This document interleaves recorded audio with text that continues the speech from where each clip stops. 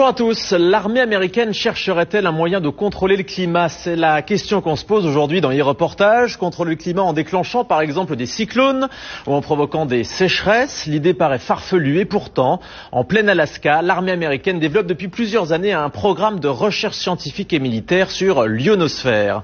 Alors fantasme ou réalité, voici l'enquête d'Audrey Avram sur un récit d'Adrien Pinon. Et si un jour nous pouvions contrôler le climat? Nous sommes en Alaska, au milieu des glaces. Derrière ces grilles, sur plus de 20 hectares, se trouve une base de l'armée américaine. De loin, on distingue une forêt d'antennes de plus de 20 mètres de haut. Il y en a plus de 80. Officiellement, cette base abrite un programme de recherche scientifique et militaire sur l'ionosphère, l'une des couches de l'atmosphère. Nom de code, HAARP. Un nom qui suscite de nombreuses rumeurs et interrogations depuis des années. On pense généralement que les Américains y étudient le contrôle des communications, voire des phénomènes climatiques. Nick Begich est chercheur, cela fait 15 ans qu'il tente d'en savoir plus sur les expériences menées au cœur de l'Alaska. Après plusieurs années d'enquête, il est arrivé à rentrer en contact avec l'un des concepteurs du projet HAARP, le physicien Bernard Island, qui veut lui donner accès à des données confidentielles.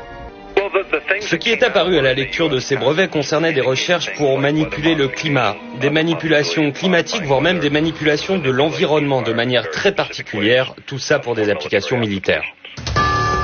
Manipuler le climat, cela paraît impensable. Mais être capable d'envoyer un cyclone ou une sécheresse chez ses ennemis, cela ressemble à l'arme absolue. Les Américains essaient-ils vraiment de contrôler les phénomènes climatiques? C'est ce que croit Luc Mampey, chercheur pour le groupe de recherche et d'information sur la paix et la sécurité. Je fais référence notamment à un rapport publié par l'US Air Force vers la fin des années 90 et qui s'appelait Air Force 2025, où très clairement l'US Air Force évoque là toutes les recherches qui devraient être faites à des fins militaires de manière à pouvoir avoir un certain impact sur les phénomènes météorologiques, de manière à pouvoir faciliter les opérations militaires amis et rendre plus compliquées les opérations militaires d'ennemis. Les Américains travailleraient sur la maîtrise du climat depuis les années 60. Il y a des premiers essais qui ont été faits au moment de la guerre du Vietnam, où là effectivement on a, par des procédés physico-chimiques, essayé de provoquer des intempéries, des averses extrêmement fortes. En 1967, en pleine guerre du Vietnam, les Américains se livrent à une expérience étonnante. Ils déversent une substance chimique au-dessus des nuages. Le but, faire en sorte que les pluies torrentielles de la mousson se propagent au Nord-Vietnam jusqu'aux bases de leurs adversaires. Le plus étonnant, c'est que cela a marché. Alors HAARP pourrait-il être la suite de ces premiers essais? Ce qui concerne les modifications environnementales et climatiques, c'est un enjeu militaire aux États-Unis depuis certainement 50 ans. Et cela implique des technologies, des procédés, des techniques très proches de ce qui est mis aujourd'hui en œuvre dans le cadre du programme HAARP. HAARP suscite l'inquiétude, au point qu'en 1997, le Parlement européen met sur pied une commission d'enquête sur la possibilité de manipuler le climat à des fins militaires. Très vite, les parlementaires font des découvertes alarmantes. Ils apprennent par exemple que HAARP émet un rayon qui chauffe et qui perturbe l'ionosphère, une couche de l'atmosphère chargée de nous protéger des rayonnements solaires. Ernest Gelscher, député européen, a participé à cette commission. Ce genre de projet, de planter des antennes et d'envoyer un signal dans l'ionosphère, tout d'abord c'est fait par les militaires.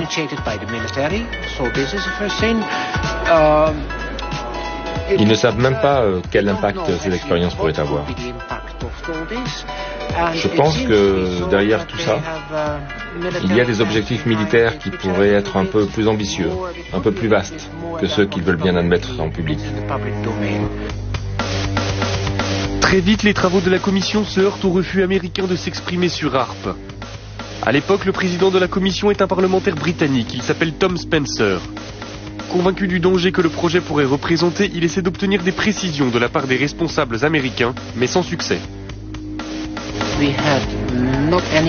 Nous n'avons eu absolument aucun contact avec les Américains. Ils ne sont jamais venus. Pendant les auditions, Tom Spencer lui-même leur a dit qu'ils seraient les bienvenus au Parlement européen. Pour rencontrer les députés européens, ils n'ont jamais répondu. Je crois qu'ils ont délibérément décidé de faire la sourde oreille, d'ignorer le sujet et de ne pas en parler. Un incident va vite calmer les ardeurs de Tom Spencer. En 1999, le président de la commission fait la une des journaux à scandale.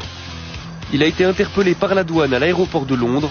En fouillant sa valise, les douaniers ont découvert une vidéo pornographique gay et quelques grammes de cannabis. La carrière politique du député est brisée, la commission déstabilisée. Nick Begich a gardé le contact avec l'ancien député. Il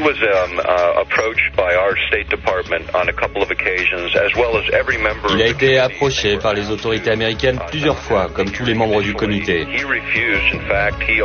On lui a demandé de ne pas organiser ses auditions. Il a refusé et même accéléré la procédure. Il a essayé de parler avec les Américains, il a essayé de parler avec l'OTAN. Un jour, il a même appelé Al Gore devant moi. Ils étaient amis depuis des années et Al Gore a refusé de le prendre au téléphone de la Maison Blanche. Il était vice-président à l'époque. Ce qui s'est passé, c'est que tout le monde a dit à Spencer de rester en dehors de tout ça et il ne l'a pas fait. C'est regrettable car nous avons perdu un champion sur ce problème. Après la mise sur la touche de Tom Spencer, les investigations de la commission d'enquête cessent. Cela n'empêche pas de nombreux chercheurs de continuer à se poser des questions sur les expériences menées par l'armée américaine en Alaska. C'est le cas du physicien Jean-Jacques Berthelier.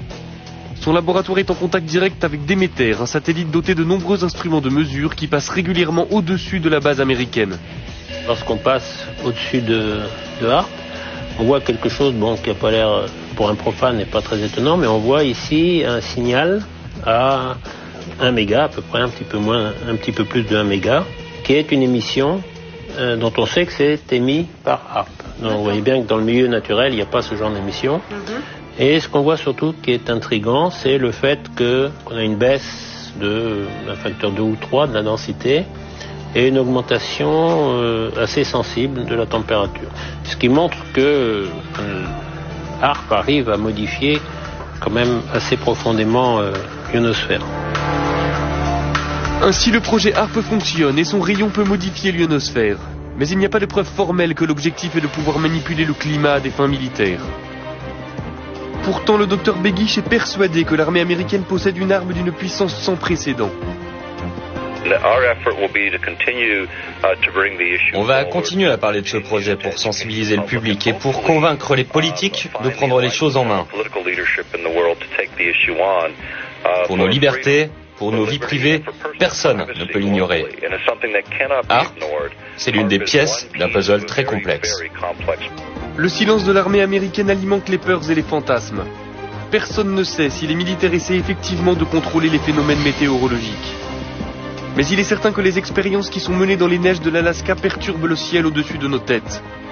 Des expériences dont nous ne connaîtrons les conséquences que dans quelques années.